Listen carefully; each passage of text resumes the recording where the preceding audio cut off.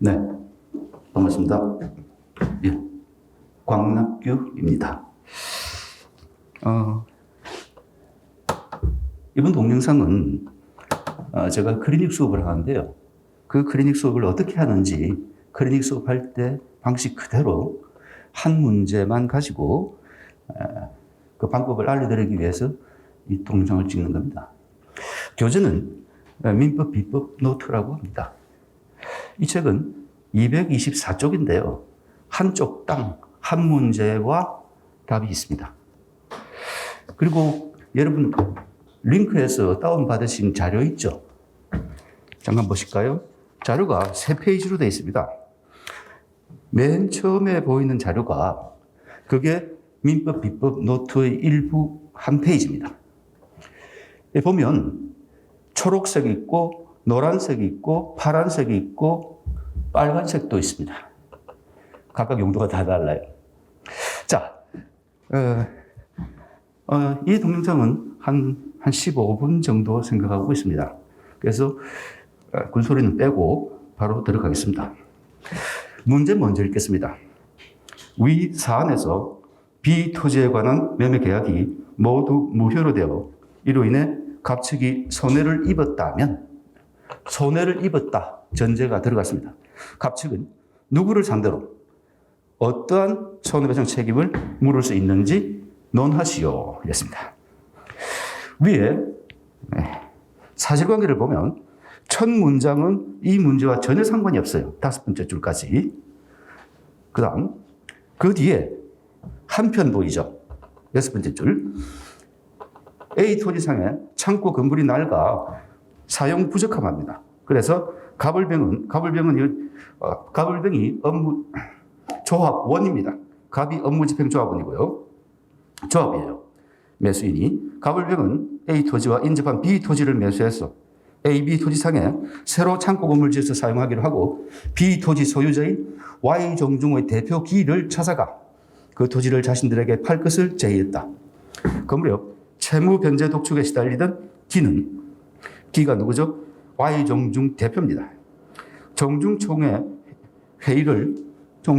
개최하지도 아니한 채 임의로 B 부동산을 매도한다는 내용의 종중총회 회의록을 만들어 갑에게 제시하면서 Y종중을 대표하여 갑과 업무집행조합원이죠. B 토지를 1억 원에 매도하는 매매계약을 체결하고 갑을 명의로 있었던 기를 넘겨주었다. 그리고 기는 그 매매 대금을 자신의 채무 변제에 사용했다. 이 문제는 갑측이 손해를 입었다. 그러니까 파란색을 보면 파란색에서 어떤 법리가 먼저 나와야 됩니까? 실말입니다. 누구를 상대로 어떠한 손해배상 책임이라 했습니다. 묻는가? 누구를 상대로 어떠한 손해배상 책임? 뭐겠습니까? 종중 대표자의 행위가 어떻습니까? 거기서 초록색, 위에 초록색에서 중요한 거 하나. 제일 중요한 단어가 임의로입니다. 임의로. 총회 개최도 안 하고 임의로 회의록을 만들었다는 말은 무슨 말일까요? 종중총회 회의록을 위조하여 매도했죠. 위조입니다. 위조는 어떤 행위입니까? 민법상? 어떤 행위에 속하죠? 남을 속였죠. 회의 안 개최하는데 회의 개최했다고 또 회의를 줍니다. 보여줍니다. 그래서 기망행위입니다. 기망행위라는 불법 행위를 저질렀습니다. 그래서 그 임의로에서 그 광민법 팁 맨 위에 보면 별표가 있습니다. 거기로 연필로 임의로에서 연필로 연결시키기 바랍니다. Y정중 대표 기의 불법 행위로 갑측에 손해 발생했죠. 초록색 밑에 있죠. 그러면 Y종중의 불법 행위 책임이 문제가 되겠죠. 자, 종중입니다. 비법인 사단이죠. 종중 소유 토지를 갖다가 팔았습니다. 뭡니까? 총림을 처분행위죠. 처분행위는 어떻게 해야 되죠? 총림을 처분? 정관이나 규약에 있으면 그에 따르고 없으면 사원총회 결의를 거쳐야 되죠. 그렇지 않으면 무효죠. 그죠? 네. 자, 그리고 종중이니까 이제 비법인 사단이니까 35조 1항 유추적응이라는 표현이 나와야 됩니다. 유증한다. 그리고 성립 요건. 뭡니까? 대직불이죠. 자, 왼쪽에 해설 밑에 있는 거 대직불. 빨간색으로 된 게 두 문자입니다. 대표관 행위로 직무에 관하여 타인에게 손해를 가하고 실거주불법의 요건을 갖출 것. 네. 자, 그런데 또 하나의 키워드를 찾아내야 됩니다. 자신의 채무 변제, 파란색 있죠? 자신의 채무 변제 사용했다. 그게 뭡니까? 대표권 남용이죠. 그 오른쪽에 자신의 채무 변제 옆에 있습니다. 대표권 남용으로 연결시켜 놓으세요. 자, 직무 관련성 판단 들어갔는데 뭡니까? 이거는 세트로 외워놓으시기 바랍니다. 세트로. 외직사법이 피악중 불업입니다. 읽어보면 외형상 법인 대표자 직무행위라고 인정할 수 있는 것이라면 설사 그것이 개인 사리를 도모하기 위한 것이거나 대표가 남이죠. 법령 위반이었다 하더라도 직무행위로 봅니다. 직무행위로 봅니다. 이 경우 상대방이 손해 입었습니다. 그렇다면 35조 상의 불법의 책임을 집니다. 그런데 피악중 불업입니다. 대표자의 행위가 직무행위가 아님에 대해 피해자가 악의 또는 중과실이면 불법의 책임을 물을 수가 없습니다. 외직사법의 피악중 불업이라고 세트로 외우시기 바랍니다. 자, 또 하나 중요한 단어를 찾아야 됩니다.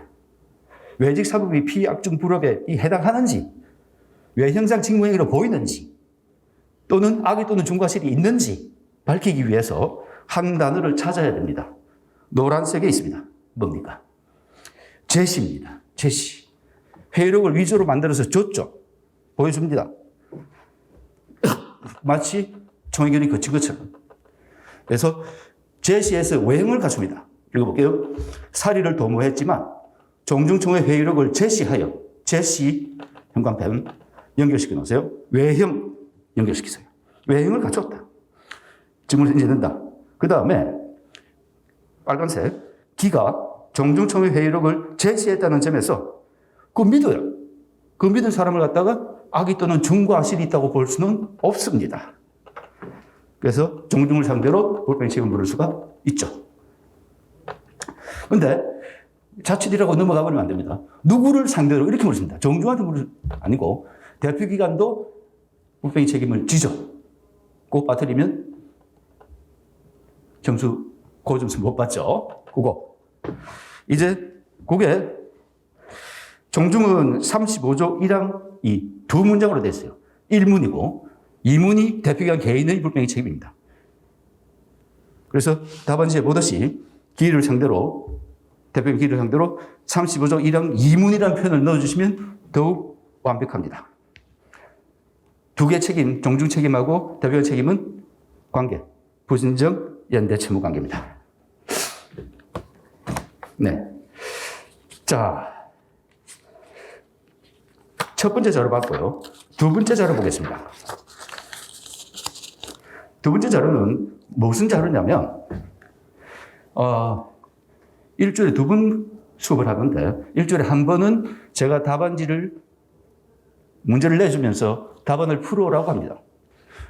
그 문제예요. 그 밑에 판례 1번 있죠. 이게 뭐냐면,